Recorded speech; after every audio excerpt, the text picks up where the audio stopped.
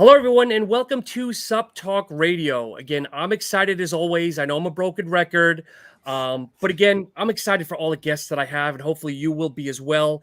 Today's a little bit different. So we have a brand on the podcast here, but we're not going to be talking pre-workouts, BCAAs, the typical stuff that you have to see.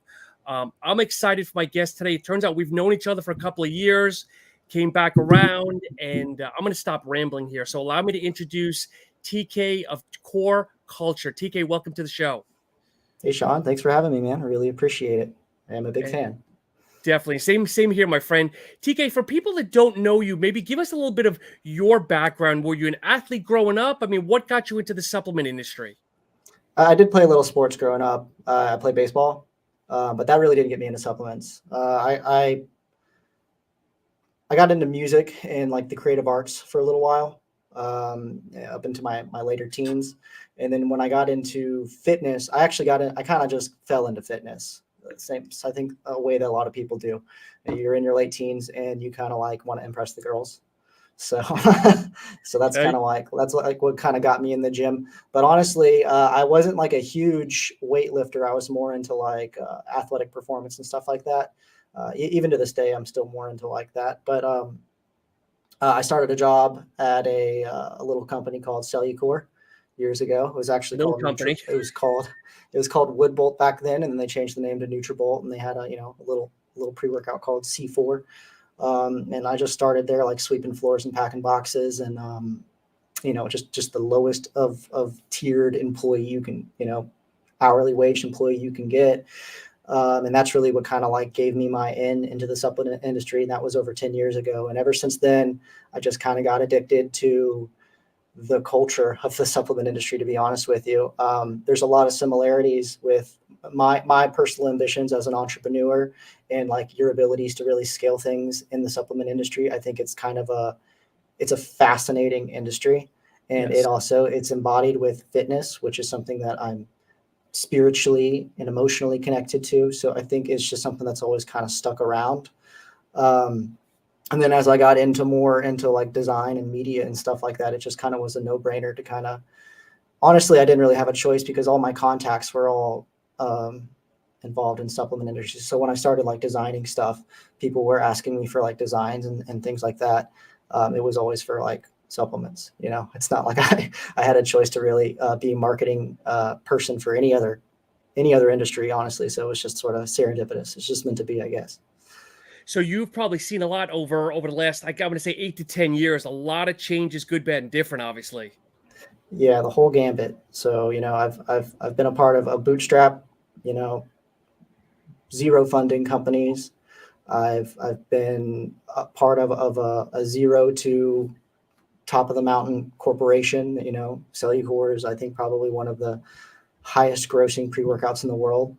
And to show that rapid growth, to be a part of that team, I've launched recently, I did the branding identity of Glaxon, and I was I don't want to say CMO. I was like we didn't really have titles, but I, sort of headed up the marketing for when we launched Glaxon for about the first year. I worked with Joey with Limited Labs. And then in proximity of doing that as a freelance designer here in this office, I own a business called Nutrimedia in partnership with a few other people. But that business does media and labels and design and branding identities for several different supplement companies. So we have a client list of over 20 different companies, and some of them have multiple brands, and a lot of them are brands that people who are listening to this probably know, and I'm not going to talk too much on them because that's their business. But we are involved with the supplement industry just about on every facet, from supply chain, from manufacturing, R&D, to marketing, all the way to the end consumer when it comes to doing shows and expos and customer service. There's really not, like, aside from maybe like finance and like accounting, because I'm not good with numbers.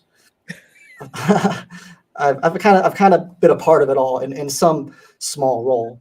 And so as I've gotten older, I've just gotten a little bit more important roles with more responsibility as I've gotten more, into it. But yeah, so here we are. We just launched this brand, Core Culture. So it's kind of my story. I went from working for a lot of brands and a lot of companies and a lot of great entrepreneurs and these amazing, innovative companies that have gone on to do amazing things. And now I think it's kind of like my turn to launch my own brand. So not just with me, but with my partners. So together as a team, we're launching a brand, Core Culture. That's what it is. It's humbling, I'm sure, because I mean, it's everybody kind of does the same thing. You start somewhere and you kind of learn all the knowledge, you kind of take it all, and it's got to be very humbling now that you've been able to take all of that and now successfully launch your own brand, your own entity, your own, I guess I'll say your own brand, your own company. Yeah, Sean, it's very humbling. I can't tell you every day I wake up thankful for like the blessings that I have. There's a lot of turmoil and stuff that go on in the world all the time, and Yep. it's really easy to miss the good stuff. It's really easy to miss the little layups that you have, the opportunities that are presented to you. So that's when I say serendipitous. I really mean that. Like my journey, my path has been, it's almost like it's been meant to be, to kind of get to this point here, and whatever happens in the future, like I'm just completely surrendering myself to, well, if I do good work and if I'm an honest person, then I know that like good things will come from it. Yep. So so I just really try and stay humble with that, and I try and share my experience and share my knowledge as transparently as I can, without without trying to see all the negative impacts of it, because the supplement industry does have a lot of sort of like dark corners. Oh, Um, sure. so I just try and ignore that and try and be a light within it. So that's sort of our goal, honestly, as Core Culture. That's our primary goal. So when did you guys officially launch? We officially launched, I believe, of March last year. Kind of Wow. hastily. Okay.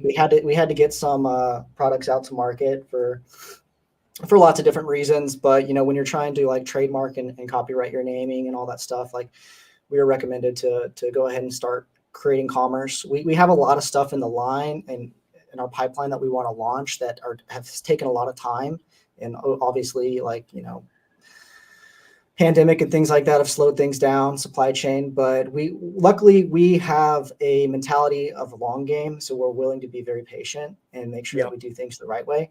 So yeah, we've been in business now technically for a year, but I don't think we've really even ramped up like what we really want to do long term. We're just kind of slowly building on it, sort of brick by brick, person by person. We're doing these interpersonal type of relationships more so than like this kind of like shotgun method where we're just trying to get as much attention as possible right off the Yep. get. I've worked with brands like that, and it's very effective to market that way. But that's not what our initiatives here are. Core Culture, our ways to build it right. And if that means slower, even if that means more expensive, then that's how we're going to do it. So who is this? So I know you have a couple of partners, I believe you mentioned offline to me. Was there someone that kind of started this and said, kind of tapped everybody else and said, "Hey guys, let's join forces," or kind of how did the impetus of creating the company start? Yeah, kind of. So coming off of being like the marketing director and primary designer for Glaxon, which is owned by another manufacturing company. I worked with them, and we launched that brand, and I kind of got the taste of ink in my mouth. Not from the work. The work was really good. I really liked that brand. I really liked working with that team. Super innovative people, but I never felt like the deal was right for me long term.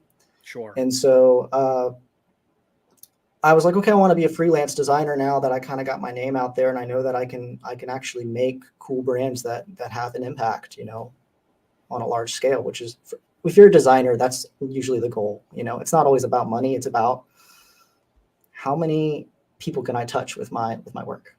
Yep. That's kind of what we're passionate about, and knowing that I can do that and I can scale it because I'm also an entrepreneur. How can I scale that into an effective business where we can provide all these different brands and different companies with media work in a way that is cost effective, but also like quality. It's good. Yeah. And so I started doing that as a freelancer, and I kind of got a buddy of mine put me in a room with my partners now, who own a manufacturing company in which they just opened up. And these are people who are not really like industry people. They're not, they don't run in the same circles as like sort of the rest of like the industry insiders and stuff do. They mind their own business, and they're good at that. Their business. So they developed on some land, a incredibly a beautiful manufacturing facility, and they invested a ton of money, a ton of capital, a ton of time and training into building the correct protocols that oftentimes kind of get missed. In supplements, doing things the right way isn't always the most profitable way. Sure. And my partners, instantly, I can tell when I met them that they had no intention of just doing something to make a quick buck. They really want to build something special for the long term because they believe in doing things the right way and with integrity. And I was like, this is kind of something that I've been missing, honestly. When you're a marketer and you're a bootstrap marketer, it's all about hype, building hype, getting things out there. And so there's a lot of stuff behind the scenes that often those corners just get cut. That's just the way it goes. And I won't go into details about it, but that's just the whole industry as a whole, and the further and deeper you get into it, the more sort of things that you'll find that are kind of like not, on the customers or the end consumers, like, the tip of their brain. But, there's a lot of things, what's his name? Fitness Deal News. And he always says labels are just labels. Yeah. Labels are just labels, like he's absolutely right. And the more you get into that world and start to realize that, like, how true that is, it kind of, it makes you smirk a little bit. You're like, man, I wish there was more integrity here. I wish there was a more, I wouldn't say policing, but I wish people had more integrity into doing things the right way. But at the end of the day, that's not more profitable. Yeah. And so many other like manufacturing companies, and this goes back to like, if you own a company and you're just a brand that is using manufacturing, third-party manufacturing and co-packing, you're giving up a lot of leverage to your manufacturer if you're not vertically integrated. They hold a lot of keys to your car, a lot of keys to your house, and that you just don't have any control of. So being a vertically integrated brand, we can do things with integrity. So like I said, we sat down, we partnered, and we had a conversation initially about me basically being like an in-house designer for a lot of their co-packing clients. They have lots of different clients. They need label work. I could fill that gap because they didn't have somebody who was experienced in supplements. A lot of people just go to like Fiverr and they go to different designers and things like that. And they don't necessarily have knowledge base of the supplement industry and like its compliance standards and sort of the speed and the pace of it. And here I was with plenty of experience doing both from a manufacturing side and a branding side. And so I started working in proximity with them on a few little projects for their business, like a few of their clients, just making them labels. And then they said, TK, you should come and have a, talk with us and sit down. So we sat down again, a couple weeks later, and they kind of spilled it to me.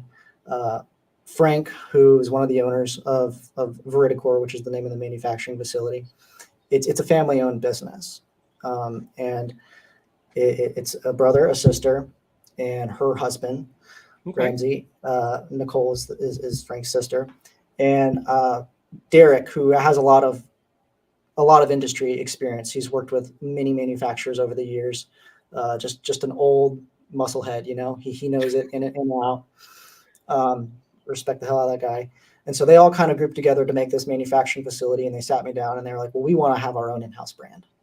And they already had the name, Core Culture.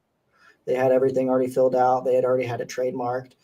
They had the logo, actually. I didn't even do the original logo.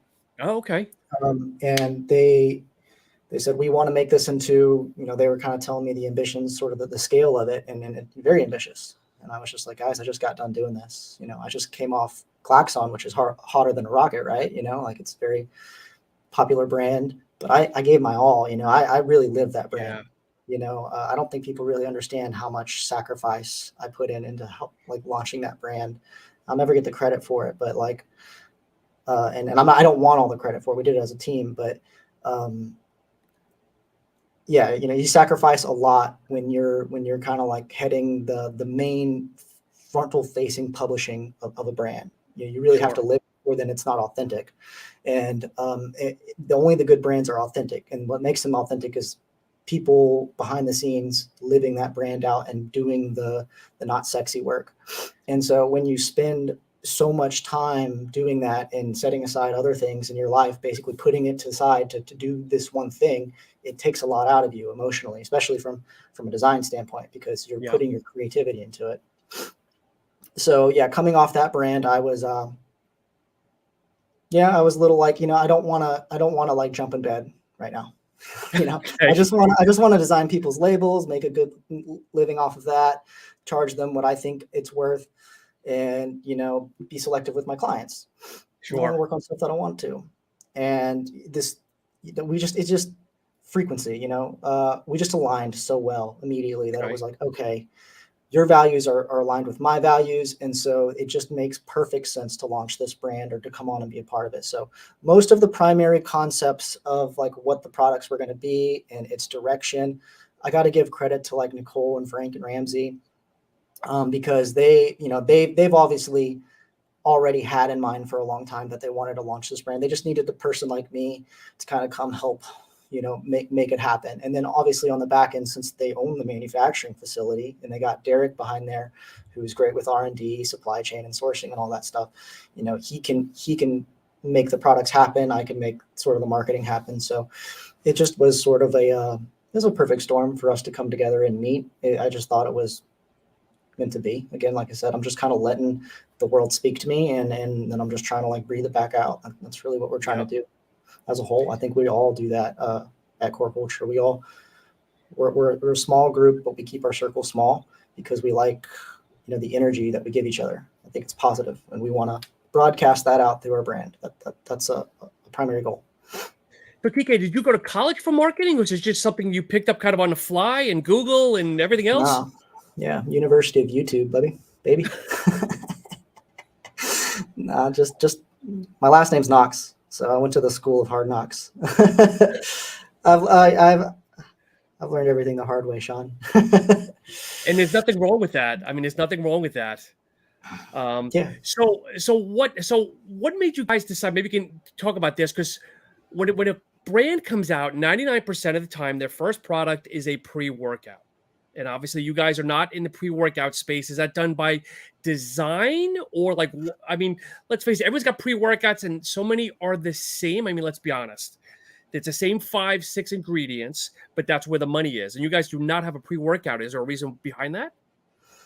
No, I think you hit the nail on the head there, Sean. If I wanted to launch another pre-workout brand really quickly and make a lot of money, I could. Offers are on the table with lots of different manufacturers. I could do that. I don't want to. I just simply don't want to, and neither do my partners. Neither do friends. Like, they care about wellness. They care about health. These are my partners are more interested in like longevity and like more of like a soul impact on a personal level internally, than like a performance level or on a level of vanity, which a lot of supplements are. So pre-workout is, it's low hanging fruit. Are we going to make one? Maybe, we might make an all natural one. I don't know. We've kind of talked about it, but it's not really on like the forefront of what we want to do as a brand as a whole. I think we were more focused on how do we enrich people's lives, and how do we do that on like all levels. And yeah, I mean, I think a pre-workout makes sense to do since we're, vertically integrated with manufacturing, we can do it if we really want to. But I think we're more focused on wellness products and like that niche. So like if you were to walk into like a Trader Joe's or Target or something like that, I think that would be a better placement for our brand, like long term, than mom and pop independent supplement store. Not that I have anything wrong with that, because I have a lot of friends in that niche market.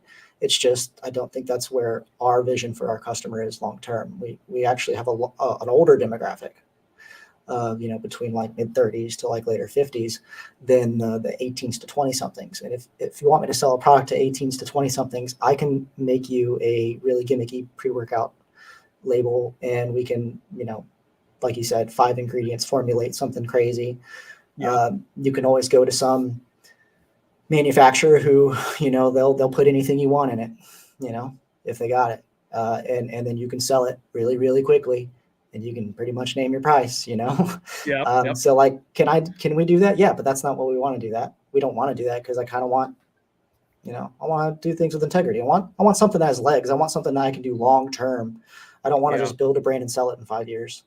We want to build something that we can build an empire around and have lots of different umbrellas under the Core Culture brand, from apparel to cookbooks, spices. I Yep. don't know, you name it. We can do a lot of different stuff.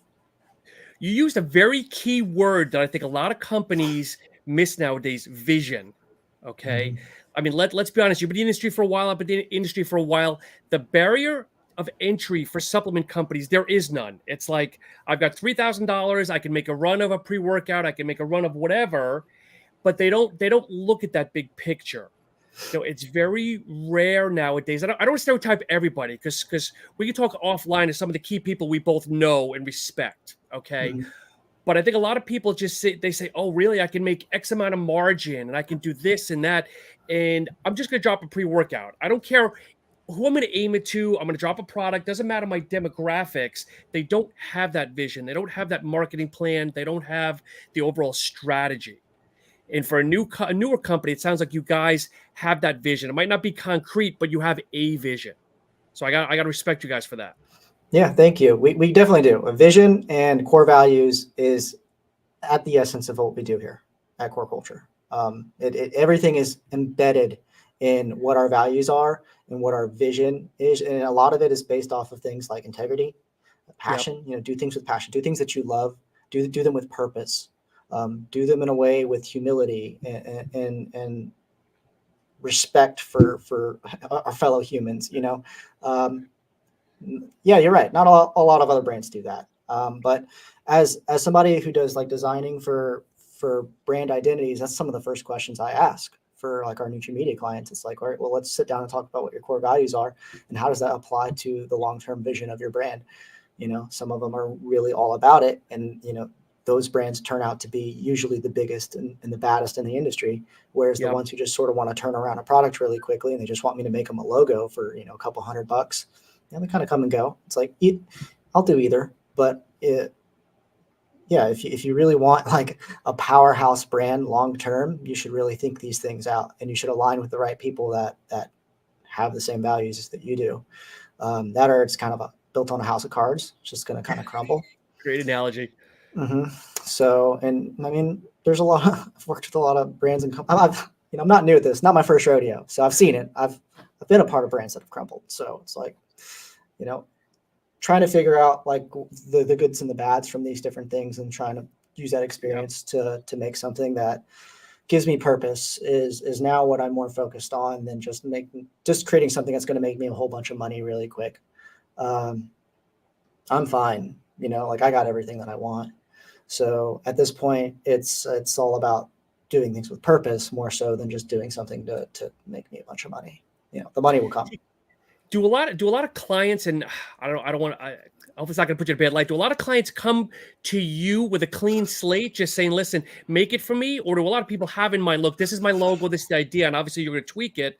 I mean, do people have that idea, or is it really just, they put it on the onus on you, create me something? It stretches the whole gambit. Yeah. I've got a lot of clients that are brands that you're familiar with, for people that have been on your show, and they already have brands.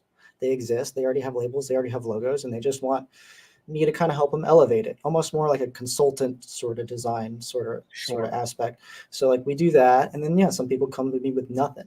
Some people come to me with a whole, like we'll sit down and we'll do like these discovery sessions. We'll talk about the core values, and we'll really line out what the long-term vision of the brand is, and build an identity, a visual identity around that. And it costs more money and it takes a lot more time, but usually it's better. And then I got some people who will just literally just DM me like one thing, and they'll be like, hey, make it black and cool. Yeah. And it's like, oh, well, I don't know how to go off that, but I'll try. And sometimes I'll do something if they got a cool name, and it'll be cool. But honestly, like if you go on our Nootromedia Instagram right now, it says like books are closed. And the reason why my books are closed is because I'm trying to be really, really selective with my clients now. And I've finally gotten to a point where I don't have to just take on every job that I have to have. We've got a team here of 4 people that are excellent designers, and we have, a number that we charge, and you're essentially buying our time based off, their time, we've scaled Nutrimedia to a point where I don't have to always necessarily be designing everything for everyone else, but I can watch it, I can oversee it, make sure that the work's good, and I can put more of my focus on core culture. And so, like from a like a work aspect point of view, like most of my actual day to day is poured into like core culture stuff, and then managing the Nutrimedia side to make sure that our employees here at Nutrimedia are providing really good work to our clients. Yeah. So I want to get into the brand in just a minute, but I want to ask you a question, put you on the spot here, being a label designer and whatnot. One of my peeves that I have is that every day I find brands that are coming out and they don't know anything about label compliance. They know nothing about it. And I nicely educate them. Look, you need to go to the FDA. You need to look up CFR, everything else. And they don't still don't understand that, in order of weights for the most part.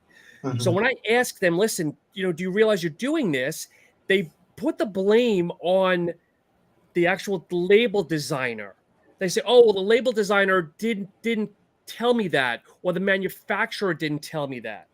Now, I'm going to assume, and I might be completely wrong, you educate me, that you make the label and me as the brand have to sign off on it and say, yes, I like it, no more tweaks. The actual ingredient panel, the way it's laid out, is not on you or the manufacturer. Or correct me if I'm wrong. No, you're pretty right, but it's varied. Like I said, the gambit of the supplement industry, you said it yourself, a guy can come in with $3,000, not know a thing, and start a business. And then there can be like people like me who are like 10 years deep in the industry, who have connections with people with funding and can do things the right way and still don't, because it's not effective to, it's not profitable to. Different companies will have different protocols in place to assume that their compliance is correct.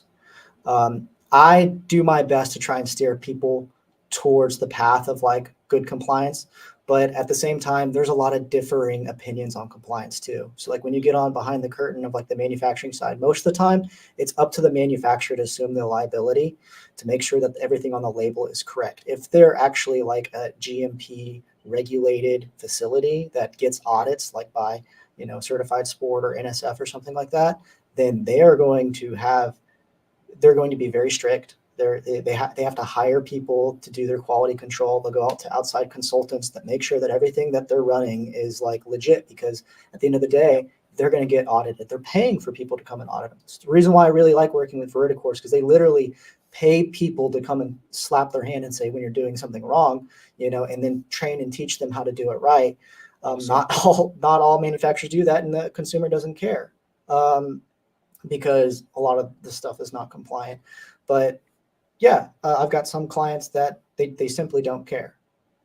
Not a lot, but like some of them are just like, hey, whatever, I need to get this out, and so like just print it. And so we try and do things is right. Like which side does the supplement facts panel go on, the left side or the right side? I've had like compliance officers for some of the biggest companies in this industry of like retailers who have, they work with lawyers and people who they read the book on FDA, and they're conflicting on which side the supplement facts panel comes on. I'm just going to put it on which side the client tells me to. If they have this person that they're hiring to do their compliance and quality, then it's really up to them to determine like what exactly is right as far as net weights. And you're right. At the end of the day, they have to proof it. They have to approve it. They're paying for it. And they're sending it off to their manufacturer in order to get manufactured. And if their manufacturer isn't double checking it, improving it, and making sure that it's compliant within the regulatory standard, it's that liability is mostly on them from a design standpoint. So core culture, we try and do due diligence with all that. We go out and we hire consultants to go and double check our stuff. And Veridicourse is doing the same thing on their back end because it's a part of the protocol to do it. And then I'm always trying to use my knowledge to try and get it as close to it as I can. But then again, at the end of the day, I'm a designer. Yeah, I don't have my nose in FDA's book, 24/7. I have my nose in Illustrator, Photoshop, and on Zoom meetings talking to clients. So the good ones will go and hire a compliance consultant, or they'll have somebody in-house. That's all they're doing is checking QA/QC. Yep. No, I get it, and not to beat the dead horse, but the other thing too is misspellings. I've seen bottles that have something as simple as caffeine. I understand some of the ingredients are. I mean, let's face it. If you're not in the industry, you don't know how to spell them. But that again, Yeah. I'm going down a rabbit hole here of just some of the things that I see with companies, and a lot of times they think, well, that's okay. You're nitpicking, and I'm like, but you don't realize how many people are now educated that are saying if you can't take a minute to proof or make it compliant, how do we know what's in the bottle is legal, compliant, and everything else? But I'm going down a rabbit hole here. Yeah. And from my end, I can see it from both angles because look, when you're working on a label project and you're working with a client that changes things a lot. Okay. So for example, to get a label like this is like 4 different print layers to get this to look like this. And that means I have to design 4 separate layers. If I change one thing on the artwork layer and it affects one of the other layers, I got to change it 4 times. Okay, so you get to a point where you're about to send this off to print, but like you're noticing some things you want to change, maybe aesthetically or from a compliance, or maybe like a net weight or some value is wrong. When you start changing things at the 1 yard line, it's like in football, you start making penalties. Yep. You get backed up 5 yards, you get backed up 5 yards. That's where most of those mistakes happen, is at that 1 yard line. And they do happen, just because first of all, we're imperfect, So like, I can't tell you, I've worked with the biggest companies in the world and they've made massive mistakes, several $1,000 mistakes. And so you got to ask yourself, am I willing to eat something that might cost $20,000, $30,000, or are we going to run with it and try and find a way to like Band-Aid it? And, that's where things get a little tricky. You have to make that hard decision, because mistakes happen if anyone listening, they happen with every company, every single one, even the most polished, best looking ones that you see, maybe they're not showing them to you, but they're happening a lot. And if they don't have access to like the full integrated supply chain of their manufacturing, there's probably things that are happening that they don't even know about because it's being hidden from them, and then it's being hidden from their consumer. So that's something that people need to understand about the supplement industry. It's like, if you don't own your manufacturing, there's a level of certainty that you just simply do not have. Yeah, I agree. TK, I've got a couple of quick questions I'll bring into the screen here, and then obviously we'll continue the conversation here. So I have one gentleman here. Is Core Culture looking to innovate products, as in maybe products that don't even exist, beyond pre-workout, fat burner, nootropics, protein, etc.? Sorry if the question is too abstract. No, not at all. So I'm glad you asked this question. Core Culture is not looking to reinvent this industry. Look, Joey Savage is one of my good friends. Like, Joey Savage is a very smart person. He's very innovative when it comes to formulating new products. I'm not trying to be Joey Savage, and no one on our team is. We're trying to, it's like a pizza. Like, we're trying to take the ingredients that we know, that everyone knows, and get the very best ones to make the best pizza we possibly. A pepperoni pizza isn't complex. So are we trying to like innovate in the way of like making something that doesn't exist? From my experience, I just don't think that. I don't know what else is out there that can actually like make us like more superhuman. I don't think that really exists, especially from a supply chain standpoint. Like, it's all just, like you said, it's all different flips of the same coin. So really what we want to do is take what we know and make it as good as we can, as honest, as pure, as premium that we possibly can. We're just trying to make the best pepperoni pizza we can. We're not trying to make the best super gummy bear, chocolate Reese's pizza with bacon on it. Like, I'm not trying to do that. I'm trying to make the best pepperoni pizza that I can. Yep. So here's another one too about you personally. How do you feel about edgy label design, skulls, death, foul language, etc.? I think that you should aim small, miss small with your branding demographic, with whatever it is that the intention of your brand is. This goes back to those core values and things. So if you have a hardcore brand and you have a hardcore focus, then it's fine. Sometimes kitschy and cheesy stuff works. I mean, look, we did it with Glaxon all day. We do the kitchen sink at kitschy and cheesy, and it worked really, really well. And so I think it all just depends on what your vision long-term is as a brand and how that embodies into your core values and what you're doing as a brand. And then if you're a good designer, you can make it work. Do I personally do like a bunch of skulls and death and foul language? No, not personally. But like my friend did this brand Storm, my friend Lizzie Ritchie, shout out Lizzie. And it's got kind of like this like skater 90s, early 2000s, like Vans punk kind of style to it. Okay. And it's like a really dope branding. So like, I think that's cool. I think brands that have like layers built into them, that have depth, like those are the ones that are cool. So I get excited about anything that does that. It doesn't, the actual element of what it is itself, as long as it has depth and it has meaning, then it's good. If it doesn't, if it's just there to look cool, like diamond plate or something because it looks hard, whatever, to me, it's kind of fly by night. There's a million of those. And I think sometimes I say this a lot on other episodes, and I think sometimes companies, they don't understand how to mingle the great product that they're hopefully trying to do and the marketing, the labeling, it's very rare that they're able to marriage it well. If that makes sense. They might have a great product, but a very simple design. And it's not a bad thing, where I've seen products that it's white label, black lettering, says pre-workout on it.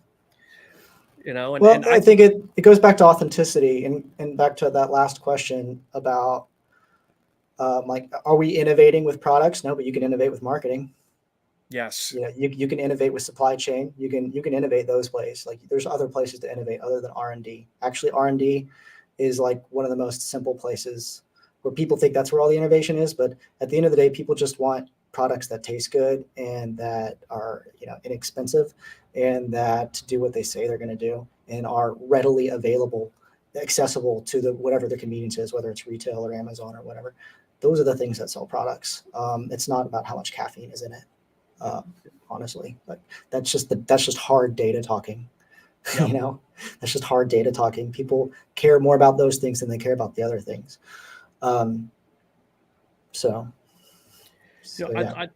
love to jump into the line just a little bit if we can, because again, one of the things that I love, you guys are doing a lot of brain health right now, and as we're getting older, brain health is more and more important than ever. I think, on the rise. I don't know if there's any specific one of the two products maybe you want to talk about just a little bit, maybe give a surface overview, whether it's the Brain Box or it's the Shroom Boom or anything along those lines. Maybe just give people a quick overview of maybe the line or the supplements themselves. For sure. We'll just do a quick Tim Gritzman flyby. So we got Brain Box, which is our nootropic. And it's not a typical nootropic in a sense where we're not trying to gas you up or hype you out. It's not a nootropic that's intended to be like super stimulatory, not on the mind or on your heart rate. That's what we found with like lots of nootropics. It's kind of like a race to the bottom, just like pre-workouts. Is like, how do we make it as intense as we possibly can? And I find that to be counterintuitive to what a nootropic is supposed to be. It's supposed to help you be more productive. So I find being more calm helps me be more productive. I mean, I'm a high energy person. But, so I can thrive off of that energy. So a little bit of caffeine, goes a long way. But like with Brain Box, the intention is like, all right, let's lower the cortisol. Let's give you a little bit of brain stimulation. Let's add some things like CDP choline in there, lion's mane, all natural ingredients, the most natural, organic if we can get it.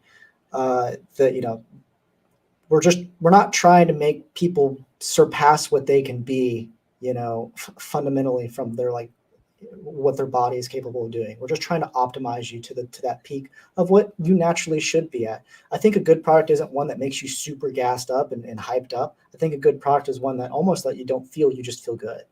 Yes. Yeah. I think you should just feel good. I think people should just be confident and productive. And that kind of was the point behind Brain Box. And going across our whole line when it comes to sourcing and our raw materials and our ingredients, all that, we just want to find the most premium we can. We want to find the ingredients that gives us the most information scientifically, but also gives us the most information from a certificate of analysis standpoint, so we know where it's coming from, how it's coming from, how it's sourced, how it's processed. And then we also want to know, and this is really important, a lot of people don't talk about this, we want to know that the people that we're doing business with have the same values that we do. Definitely. There's been many times where we've gotten raw materials in, or we've been talking about getting, we've been trying to get a certain raw material in, and it's not, we don't have a good feeling about the people we're doing business with. Either they can't provide us with the right information, or they're really, hard on the sales aspect, or we ask them more questions about like what they're all about and how it like supports their communities and what they're trying to do as a company. And if it's just like, well, we're just trying to make as much money as possible, again, we don't want anything to do with that, because we're trying to approach this with more passion. We're trying to approach it with more purpose. So like finding raw materials that align with what we're trying to do with the brand as a whole through its entire gambit of its supply chain is more important to us than just coming out with the most sorry, Keely, just shut up. Coming out with the most, hardcore stimulant that we can possibly find, just because it takes you for a ride. That's not really what we're trying to do. We're trying to find the most honest, pure, and integrity, high premium version of a product that isn't supposed to gas you up, but actually do what we're intending to do, which is help you.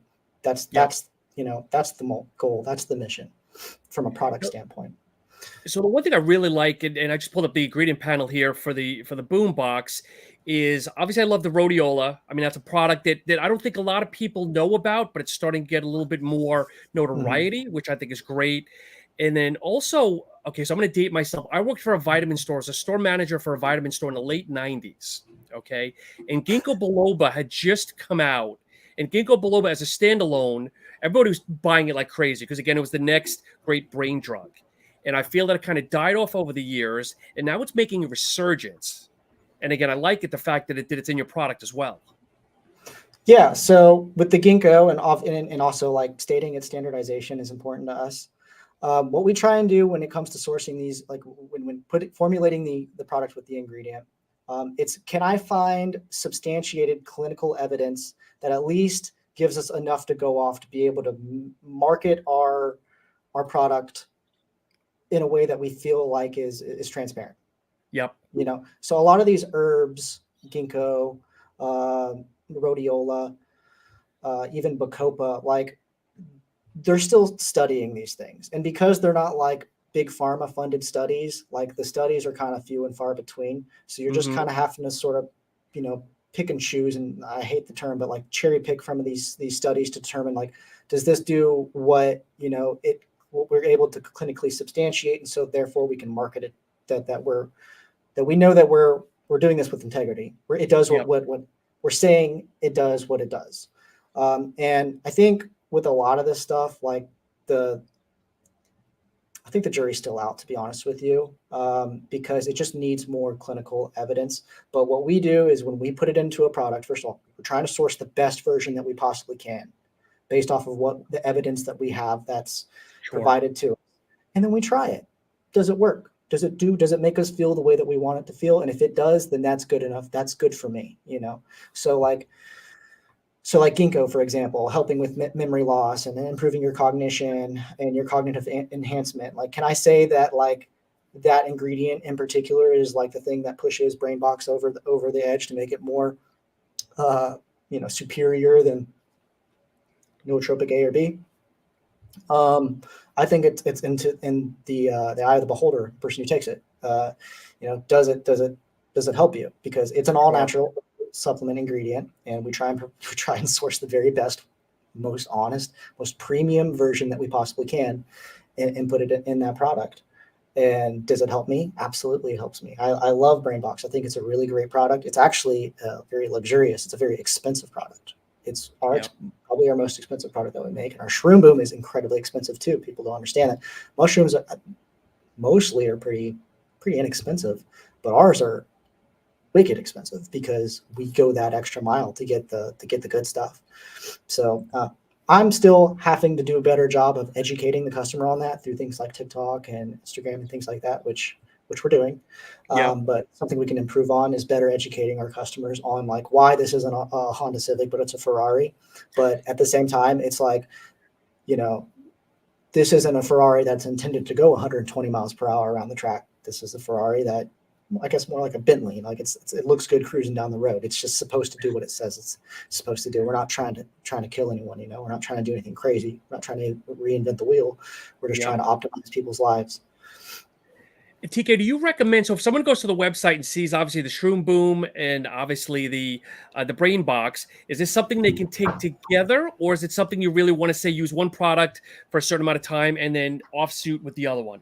No, absolutely, you can take them together. They're meant to be taken together. One Brain Box is stimulatory because it has I think 200 milligrams of some theanine. So not some theanine. It does have some theanine in it.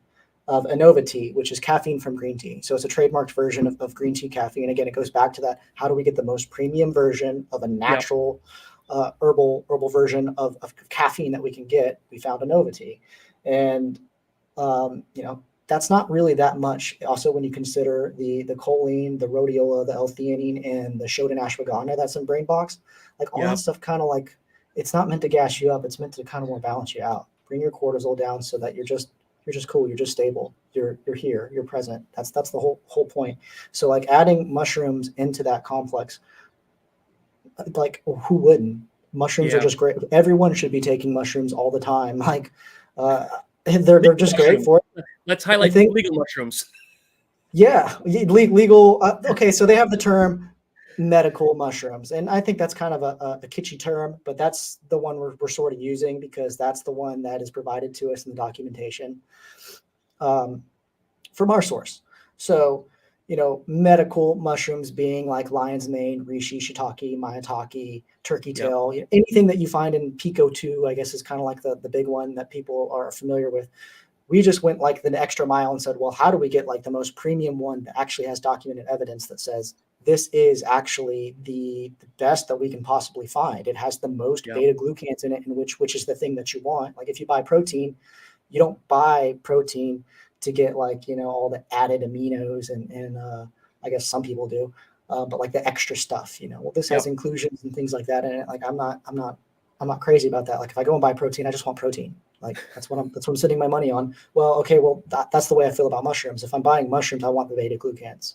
So like I want the product that provides me with the most beta glucans at the most effective price. And that's literally what Shroom Boom is. There isn't, I don't think, not that I have found, and I've been in this industry for a minute, a mushroom product that provides more beta glucans at this dose with these many capsules at this price. It's honestly, it's underpriced. We could charge more. It's just the consumer probably wouldn't get it. They wouldn't understand why you would charge more for something because mushrooms isn't something you take and you just automatically you feel all amped up. The way a good mushroom supplement is working is when you don't feel anything at all. You just feel good. You feel good all the time. Yeah, you have high energy and you don't feel sick and you're in your normal bowel movements and you're just very regular. You wake up at the same time every day. You go to sleep at the same time every day. You have normalcy and balance in your life.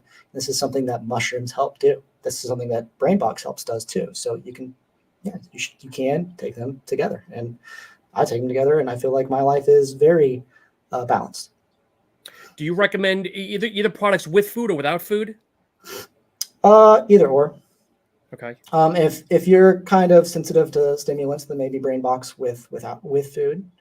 Okay. It's not like a crazy hardcore stimulatory nootropic, so basically 2 cups of coffee or a very, very, very strong cup of coffee. And then again, it's lowering that cortisol too, so you don't really get amped up in the same way. So I think you can do either or. It just really determines on the preference. Like it says, take 3 capsules of Brain Box as a full serving. I only take 2. I take 2. I found that works good for me. So, but you can also take more mushrooms too if you just want to up your mushroom dosage. You can. I mean, there's nothing really wrong with it. I've never heard of anybody overdosing on lion's mane mushroom. I'm not a doctor and I don't know, but so I don't recommend it. Go by what the dosage says. But I mean, I'm a big advocate. I'm a big advocate because I think in general, especially with the disease that's going around, I don't want to say the C word because YouTube's very, very picky when they hear it. But people are more in front of the screens. I mean, I know personally, more people have more brain fog and just I just love taking something every day. Sometimes I'll just take a lion's mane itself standalone, or sometimes I do take a synergistic blend like you guys offer as well. But I'm biased. I'm biased. And I have to say, I do feel it different, whether there's caffeinated ones or non-caffeinated. And everybody's different, but I feel just a little bit more clarity. I think I have a little bit of ADD regardless. It's undiagnosed. And I just feel a little bit more, I guess, not laser, but focused. Let's put it that way for me. Yeah, I think we live in an age where it's really easy to get distracted by a bunch of things, and so yeah, having that edge and trying to do it naturally, that's that's a huge benefit to your life, I believe. Yeah. So like there's evidence that lion's mane helps improve like cognitive function and things like that. But I think all mushrooms, anything with beta glucans in it, will have a positive impact on your brain and your gut and your immune system, period. So like that's why we just do a blend of it. That's why you see things like Pico 2 as a blend, because like there's not like enough substantiated evidence that says like lion's mane mushroom is the thing that's going to completely amp your brain and put you on like a whole new cognitive level. Like it's like a limitless, like that movie Limitless pill. No, it's not like that. But they're beta glucans and they're great for you. They're adaptogens. They help regulate systems in your body more effectively, all over, from your muscles to your brain synapses to your gut biome, all those things. So there's just like no reason why you shouldn't supplement with them.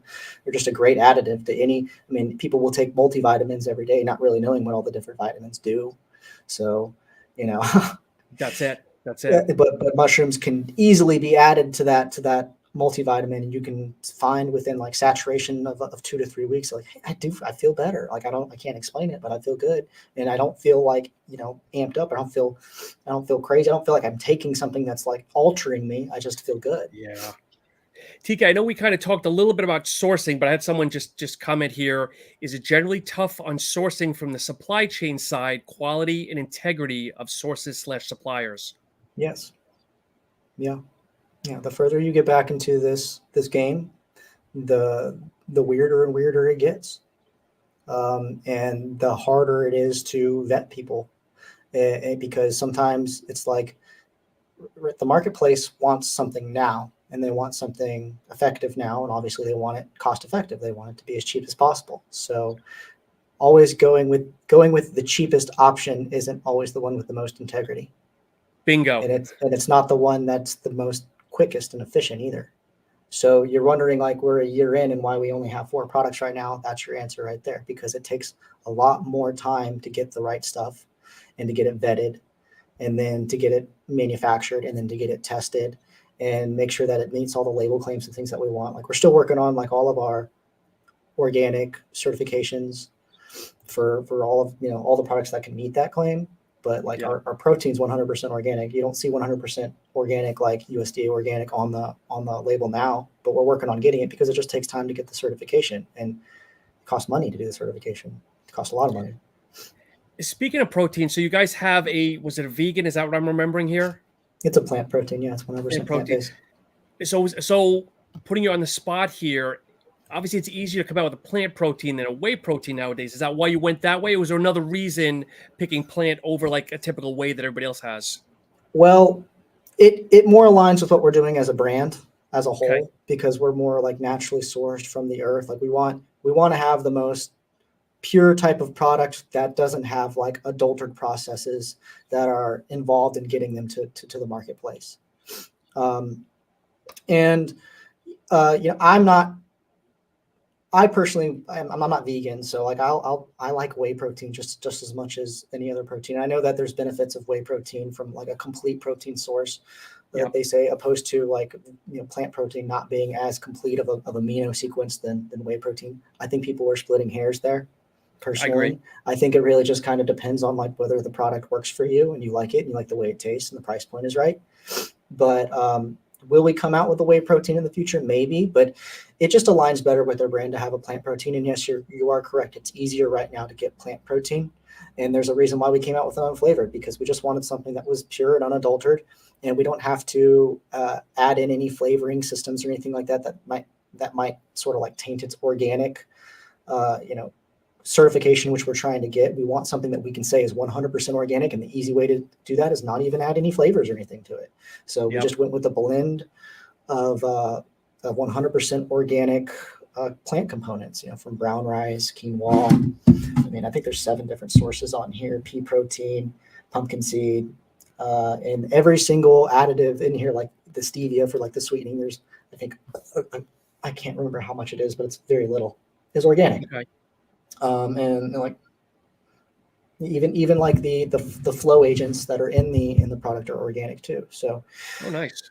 We try to make the most purest, cleanest form of plant protein we possibly can that has like nothing in it. So does that make it the most sexiest, most tastiest protein in the world? No, but it makes it highly versatile. You can really do whatever the heck you want with it. And it just is what it is. It's 24 grams of protein per scoop. Like there's nothing more to it than that. Like if all you're trying to do is get to the protein as efficiently and as cost effectively as possible without any frills, like here it is.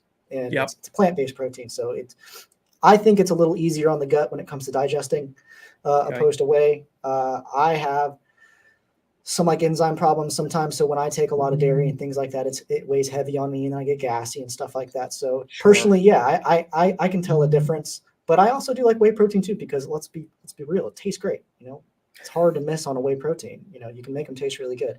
So will we do that in the future? Maybe. I mean, it's not like Verticor doesn't make whey proteins. That they make tons of whey proteins. They make, Yep. you know, at their manufacturing facility, they have the capabilities to make a whey protein. They have the sourcing in place to do it. It's just, does it align with what we're trying to do with core culture as a whole? And the question is, well, can we make it honest? Can we make it organic? Can we make it, you know, all natural? Can we actually give the certifications that prove that stuff? So that's where the challenges come from on that back end, more so than the consumer side.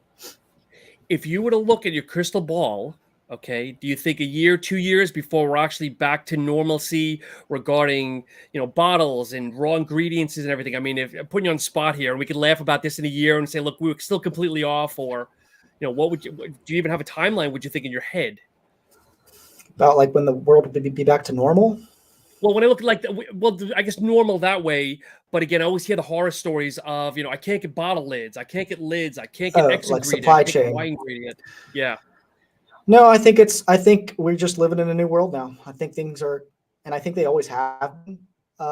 They're just always changing, and you're always having to adapt to them. So it's just like who is supplying what, when, where, and how it gets to you.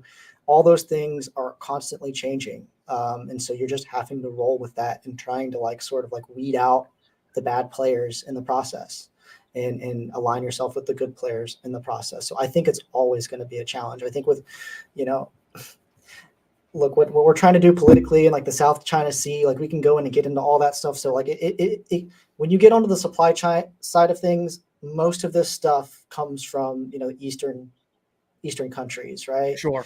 I mean, a lot of our stuff actually comes from North and South America, but like plastics almost exclusively come from, you know, Chinese. You know, you can get them from Indonesia and stuff like that, but like our custom plastics, for example, you know, they come from China. So like, yeah, it gets really, really expensive when you're having political tension there, and there's conflict in the South China Sea, and people are trying to figure out, you know, who owns the waters and who determines the trade. And then so that affects the pricing of things. I mean, I'm sure if you've followed, you know, the guy who owns NutriBio, he's always posting like really insightful stuff about like how costs affect him and how that trickles down to the consumer. And like, I just think that dynamically is going to happen until the end of time, to be honest with you. I don't think we're ever going to pull out like a state of crisis into normalcy. I think we're just always going to constantly be shifting and pivoting to try and find that balance between economy and quality. Yep. So, some people understand the supply chain, but sometimes people don't. Like I was talking with a brand owner that like a shipping container back in 2019 of all his bottles and lids, he'd pay like 12 grand for a shipping container of X amount of pieces. Fast forward now, that same container is costing him like $32,000, which is just crazy. Yeah, he's not wrong. Yeah. I've had some people sort of complain about our price point, not complain, but made comments on our price point about like core culture's price point. One, we have a premium product, so we want to keep it a premium product. We don't want to dilute its value. Yep. Two, understand that these are custom. These are fully custom packaging. I have to make tools for all this. It takes months and months and months to get these. And we have to order them in advance, and we have to put down cash money in order to do that. This stuff, they don't do that stuff on credit in China, Sean. They want the Sharp it. money wired to them. Yep. And then you got to wait several months to get it. Things like, you can't see it here, but like having, custom inserts and things like that takes a lot of time and money to develop. Yep. And it had a cost. The actual tooling and the actual art and all that stuff is actually it's pretty stable with our partners in China that actually manufacture the bottles. Yeah. What the dynamic thing that changes the price and the cost is the shipping. And that's constantly changing based off of political tensions and things like that. So yeah, you're absolutely right. Yeah. I know what it costs to make this, a certain amount of units and fill up a shipping container full of these plastics. But 16 weeks from now, when it gets put onto a shipping container, onto a ship and headed this way, that becomes a big question mark with a bunch of multipliers behind it. Yep. You don't know what it's really going to be until they charge you. And it could be, yeah, you're right. It can, and it's always going up. It hasn't gone back down yet. And another even big question mark is like, how long is it going to take to get there? Because it might be chilling in a port for a long time. Exactly. So just being perfectly transparent, we've spent upwards of almost $100,000 just sourcing all of our packaging components so that we can scale when it comes time to when we actually start moving that big volume, that we can. Like we have a warehouse full of our plastics, so that we're not in that sort of limbo that a lot of brands are in right now, where where they're going and trying to buy plastics for wherever they can get it. And then you have different sort of sheens of gloss on their black, or maybe one's like matted, or one's a PET, one's an HDPE. Like you have a lot of different types of packaging, which affects maybe your label sizes and how it wraps around in it. And that ultimately affects your overall branding experiences when things aren't consistent. And so we went ahead and we didn't really have a choice, to be honest with you. We just had to buy all the plastics that we possibly could and get them here stateside into our warehouse. And it came at a huge cost. Just luckily we had the funding to be able to do it, honestly, because we'd be like a lot of other brands would kind of be swimming looking for packaging right now. I respect the hell out of all the companies, but I don't envy you guys right now in this marketplace. Yeah, it's tough to do it right, man. It costs more money than it ever has. It takes longer than it ever has. Yeah. And the consumer, unfortunately, most of the time doesn't see that, nor do they care. So you have to find a way to educate them on why they should care. And you have to do that in a way also that's not like trying to cast shade on other people in the way that they're doing their business, right? Because that's how other people will do it. Well, over there, their company, they're doing it all wrong because they're blah, blah, blah, blah, blah, blah, blah, and they're breaking the rules, blah, blah, blah, blah, blah. I ain't worried about that. I'm just trying to do what I do well. We're just trying to do it with our integrity. Whatever they do is what they do.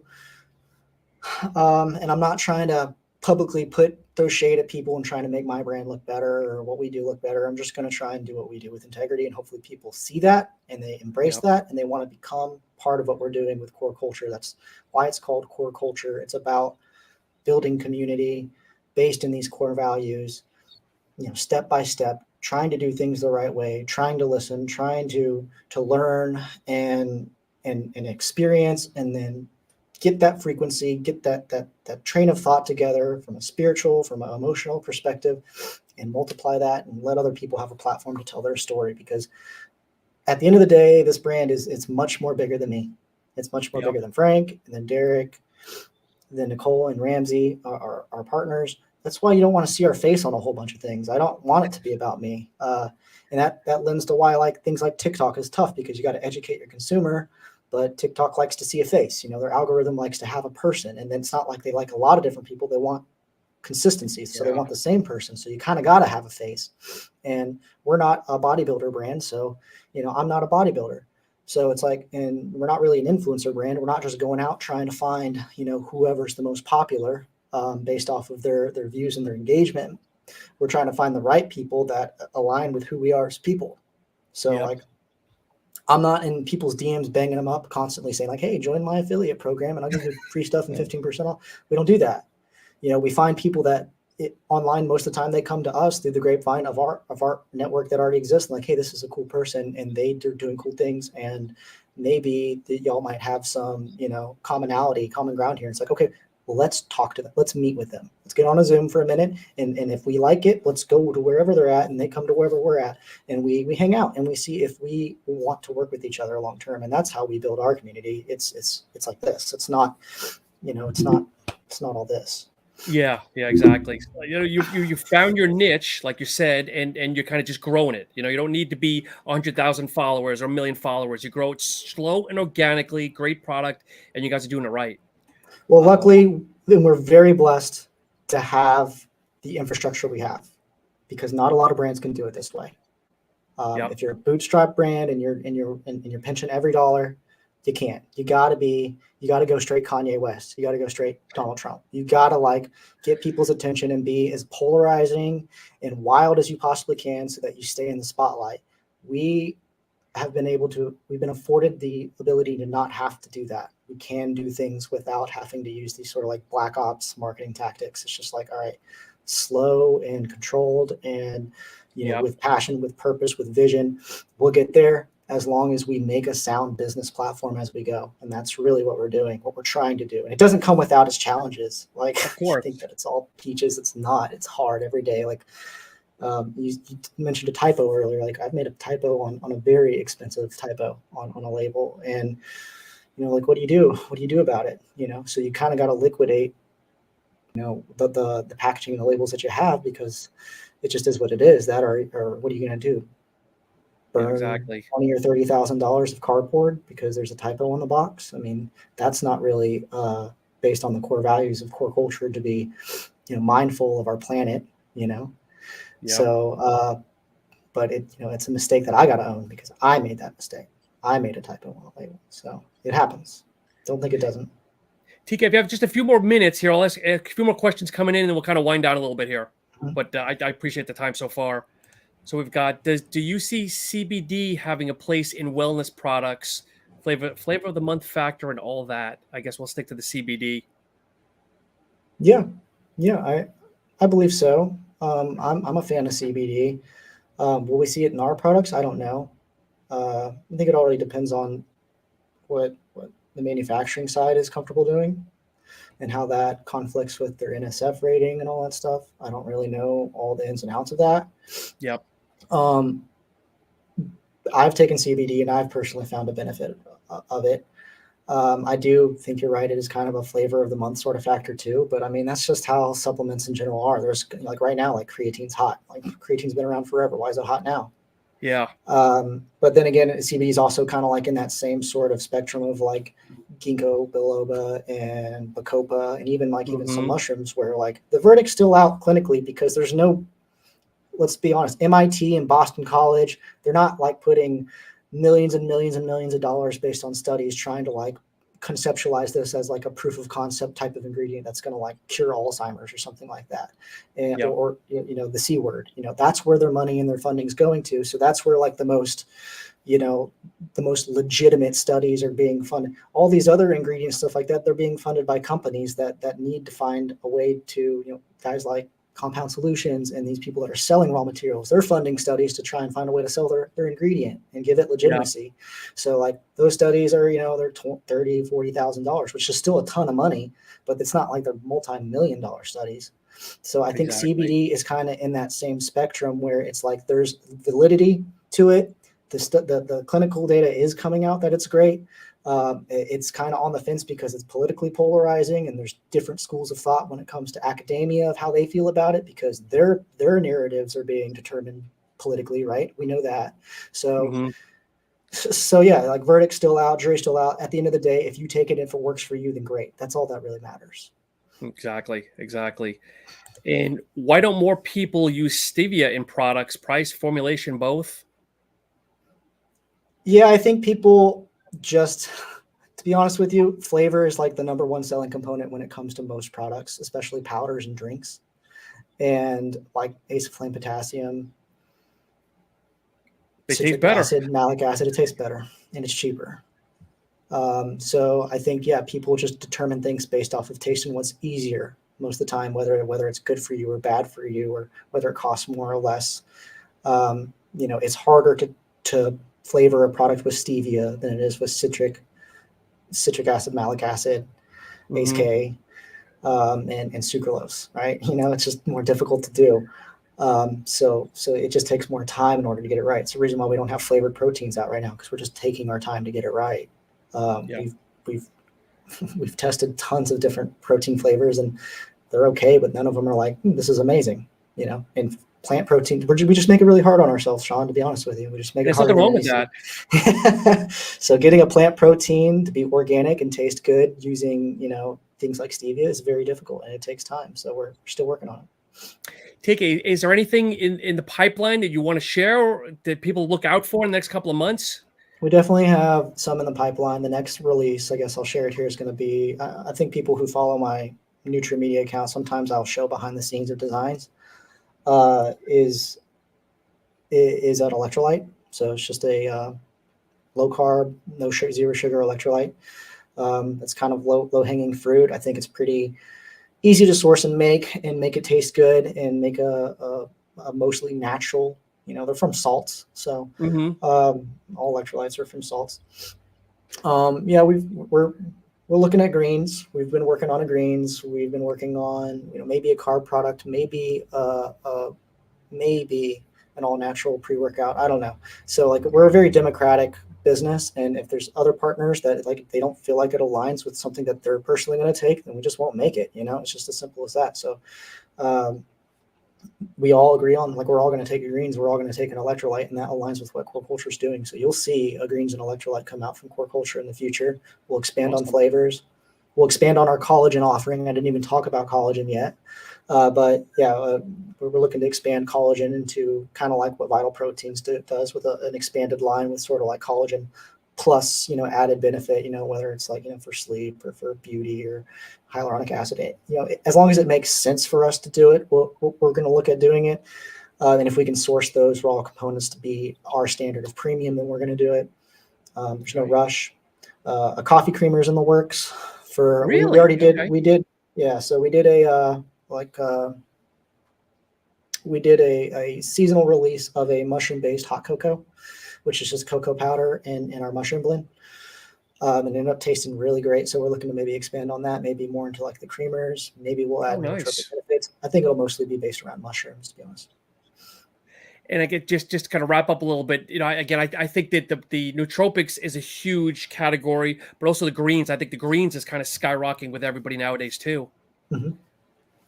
Yeah, I mean, adaptogens, anything that's good on your gut biome. Like, so many people don't realize how screwed up the foods we eat, the energy drinks, things with acetylene potassium, things with like these artificial ingredients in them. They may not be like bad for you. There might be not clinical evidence that says like it causes cancer, blah, blah, blah. Maybe there is, I don't know. But I do know one thing is like they kind of fool with your gut bugs in your gut system that you got. You want a nice healthy system of probiotics and prebiotics. And if they don't have a nice ecosystem in which they can live and thrive, and you get some like bacteria and things that aren't helping you, and then you got some bacterias, that are making it, they're creating less room for the prebiotics and the probiotics and the gut bugs that should be helping you, then you've created an imbalance within your gut biome in which you're not feeling very well, and you're not, staying regular. Your energy level drops, your metabolism slows down, and things like that. So, yeah, I think like any type of adaptogen, mushrooms, greens, fruits and veggies, things like that, people are eating less of. And if we can find a way to get extracts of them that are really, really powerful and really potent, and find a way to supplement them, let's try and do that in the most honest way we can. Yep. One last parting comment here. Great interview. TK is an impressive cat, especially for a School of Hard Knocks guy. Best of luck to him and the Core Culture team. Thank you very much. I really appreciate it. Yeah, a lot of effort goes into trying doing things the right way. So TK, it's definitely been a pleasure speaking with you. I mean, is there anything we haven't addressed? If you want to share your social media, websites, anything else, to give some more notoriety to the company. Yeah, for sure. You can always go to coreculture.com, learn more about the products. Personally designed and built the website and operate it. So, give us feedback if you'd like to see more information on it. We're trying to find that balance between a fast website and a very informative website. So we try and update that with regular information so that, people can be educated on the products as best they can. We have Facebook sort of for our older crowd, which is kind of the same. We'll try and reciprocate the same sort of educational content that way, but we'll also put out there, the fun stuff that we're doing with our influencers and our team to try and tell stories in a way that's entertaining. And obviously we're on Instagram, every day. That's kind of where we showcase more or less our resume, I guess, with things like reels and high quality photography and pictures and education like that. But really where I'm focusing a lot now is TikTok. I think that's really the low hanging fruit. You can get the most organic, most real fast, rapid engagement. It's a tough platform to be on because you only have so much limited time to compress a lot of information into, and do it in a way that's entertaining is difficult. It's definitely a challenge. But that's a place where I'm focusing on the most. So you can go over to our TikTok, maybe learn a little bit more about our products. I just did kind of a mini series on Shroom Boom. We've got maybe 4 or 5 up there. Hopefully I'm going to add, 5 or 6 more on Shroom Boom, and then move on to maybe go line by line by each ingredient, and then move on to like another product like Brain Box, and then protein. And then as we launch more products, get more in depth with the educational factor of the products themselves via TikTok. Just keep in mind that you got 30 seconds to be entertaining. So there's so much context that's lost. So trying to make that, you got to make a lot of videos in order to try and capture it all. Yep. Well, TK, again, it's truly been a pleasure, my friend. I know we've kind of interacted over the years with other brands and whatnot, and it's finally great to put a name to the face. And we look forward to having you back in the future with other launches, other endeavors, whatever is new and exciting. For sure, yeah. And one more thing, Sean, I want to say thank you for having me on, and just thanks for what you do for the industry, because I think it's really cool that somebody from you have a very unique perspective, because you've been here for a while, you've seen it all, and so it's really cool to finally get to talk to you. So thank you. But also we made a code, I believe it's Supp Talk Radio, so I think it's 15% off, but I'll double check it. Yeah. If you want to check anything out on coreculture.com, you get 15% off. I think free shipping over $99. So check it out. And if anybody's watching this on YouTube, I'll confirm the code on the bottom. But again, if you're listening to this on iTunes, Stitcher, Spotify, Google Podcasts, I'm sure there's some other ones. But as always, folks, thank you so much for tuning into Supp Talk Radio, and have a great week.